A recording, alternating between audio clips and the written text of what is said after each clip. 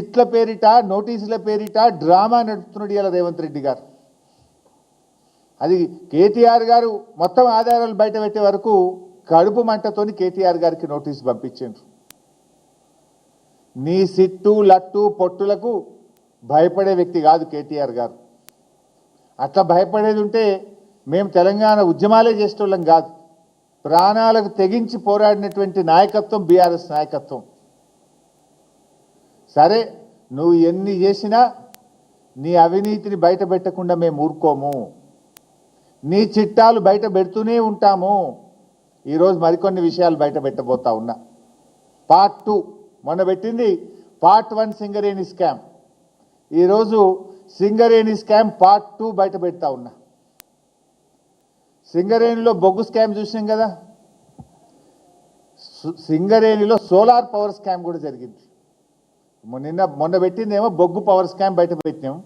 ఇప్పుడు సింగరేణిలో solar power scam ఈరోజు బయట పెట్టబోతా ఉన్నాం. సింగరేణిలో 107 మెగావాట్ల సోలార్ పవర్ ప్లాంట్లో పెద్ద స్కామ్ జరిగింది. అవి 3 డిఫరెంట్ సైట్లు 37 అంటే 30 మెగావాట్లు అట్లా 3 డిఫరెంట్ సైట్లలో సోలార్ పవర్ ప్లాంట్ పెట్టేది ఉంటే తమ అనుయాయులకు కట్టబెట్టడానికి, పోటీ తగ్గించడానికి, ఎంఎస్ఎంఈ వాళ్ళు పాల్గొనకుండా ఉండడానికి 3 కలిపి 107 మెగావాట్లతో సింగిల్ టెండర్ పిలిచినారు. ఎంఎస్ఎంఈ అంటే మీకు తెలుసు, చిన్న పారిశ్రామికవేత్తలు. కేంద్ర ప్రభుత్వం ఒక పాలసీ కూడా పెట్టింది. ఎంఎస్ఎంఈలను ప్రోత్సహించాలని, ఎంఎస్ఎంఈలకు టెండర్ నిబంధనల్లో సడలింపునివ్వాలని, ఈఎండి తక్కువ పెట్టాలని కేంద్ర ప్రభుత్వ మార్గదర్శకాలే ఉంటాయి.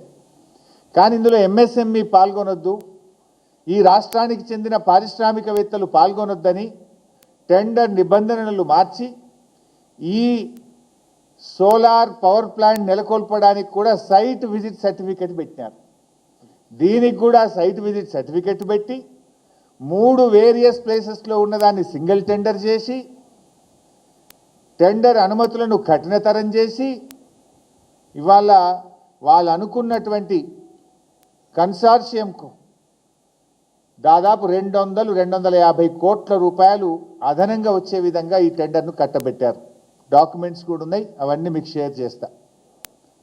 ఇది గోల్టీ సోలార్ పవర్ ప్రైవేట్ లిమిటెడ్ అనే కన్సార్షియంకి అప్పచెప్పినారు.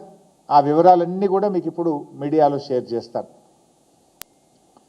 వాస్తవంగా దేశవ్యాప్తంగా కూడా ఈరోజు అన్ని రాష్ట్రాల్లో సోలార్ పవర్ టెండర్స్ జరుగుతూ ఉన్నాయి.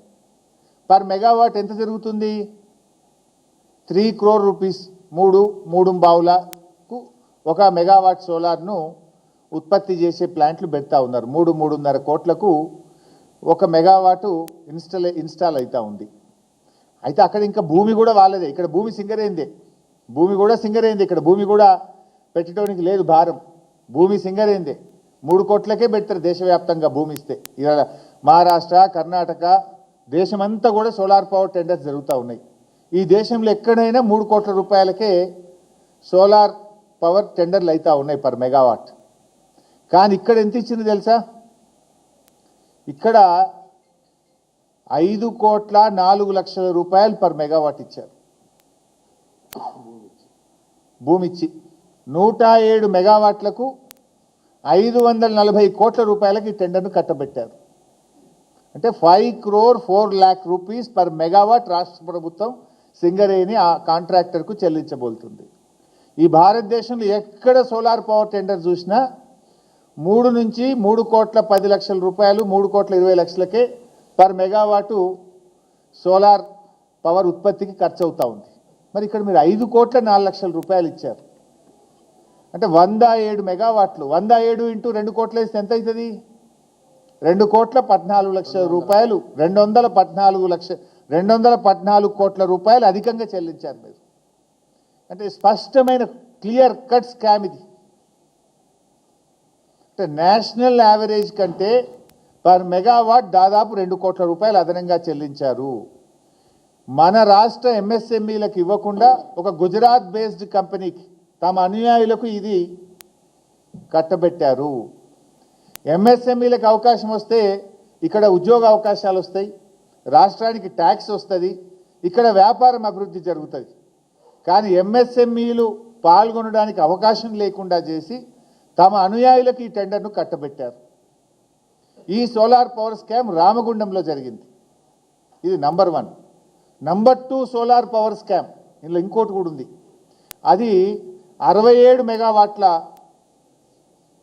ప్లాంట్. అది ఈ 67 మెగావాట్లు అయితే ఎంతకి ఇచ్చింది తెలుసా? 480 కోట్ల రూపాయలకు కట్టగట్టింది.